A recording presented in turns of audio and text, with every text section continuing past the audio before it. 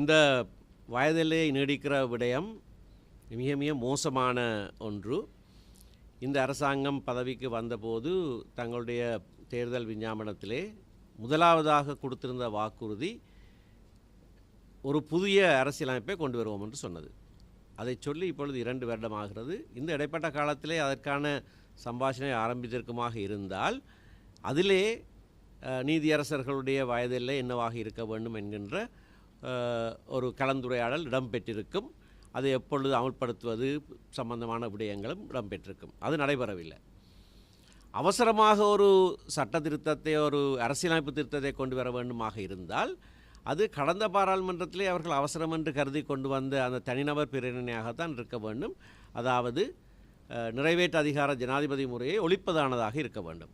வேறு எதுவும் அவசரமானதாக இருக்க முடியாது. தாங்களே கொண்டு வந்த ஒரு திருத்தத்தை இன்னமும் அமுல்படுத்தாமல் எந்த விஞ்ஞாபனத்திலேயும் எந்த வாக்குறுதியிலேயும் இல்லாத ஒரு விடயத்தை இந்த நேரத்திலே கொண்டு வந்து செய்ய நினைப்பது நிச்சயமாக நீதிமன்றத்தின் நீதிபதிகளுடைய சுயாதீனத்தை கை வைக்கிற ஒரு விடயமாக நாங்கள் காண்கிறோம். அரசாங்கம் இப்படியாக செய்கிற போது ஏன் இவ்வளவு காலமும் பொறுத்திருந்தார்கள் என்ற ஒரு கேள்வி எழுகிறது. சில நீதியரசர்கள் இளைப்பாறிவிட்டார்கள், சிலர் இளைப்பாற இருக்கிறார்கள். சிலரை இளைப்பாற விட்டு இளைப்பாற இருக்கிற சிலர் இளைப்பாறுவதற்கு முன்னதாக இந்த குறித்த நேரத்தில் இதை கொண்டு வருகிறது ஏனென்று எல்லாருக்கும் திட்ட தெளிவாக தெரிகிறது. முழு பூசணிக்காயை சோற்றிலே மறைப்பதைப் போல மக்களுடைய வாழ்க்கை வயது கூடிவிட்டது, ஆகையினாலே நாங்கள் இதனை நீடிக்கிறோம் என்று சொல்லுவது அனைவரையும் முட்டாளாக்குகிற எண்ணத்தோடு செய்கிற ஒரு செயற்பாடு. இப்படித்தான் வீழ்ச்சி அடைகிற அரசாங்கங்களுடைய முதல் சர்க்கிள்கள் தொடங்குவது. ஆகையினாலே இந்த அரசாங்கத்துக்கு நாங்கள் ஒரு எச்சரிக்கையையும் கொடுக்கிறோம். அதோடு எதிர்க்கட்சியிலே இருக்கிற யாராவது ஒரு உறுப்பினர் சென்ற பாராளுமன்றத்திலே விஜித்த ஹேரத் அவர்கள் கொண்டு வந்த அந்த தனிநபர் பிரேரணையை கொண்டு வருமாறு நாங்கள் கேட்டுக்கொள்கிறோம். நிறைவேற்று அதிகார ஜனாதிபதி முறையை ஒழிக்கிற அதே சட்ட திருத்தத்தை, சட்டமூலத்தை கொண்டு வர வேண்டும்.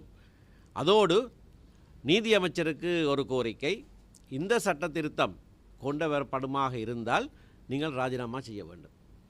ஏனென்றால் இலங்கை சட்டத்தரணிகள் சங்கத்தினுடைய ஆயுட்கால உறுப்பினர் நீங்கள். சட்டத்தரணிகள் சங்கம் ஒட்டு மொத்தமாக இதை எதிர்க்கிறது. சட்டத்தரணிகள் மட்டுமல்ல,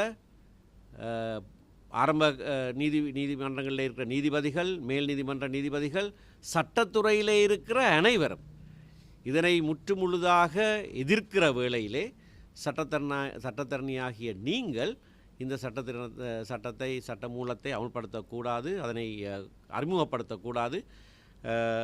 அது கொண்டு வரப்படுமாக இருந்தால் நீங்கள் ராஜினாமா செய்ய வேண்டும் என்ற கோரிக்கையையும் நான் முன்வைக்கிறேன். நன்றி.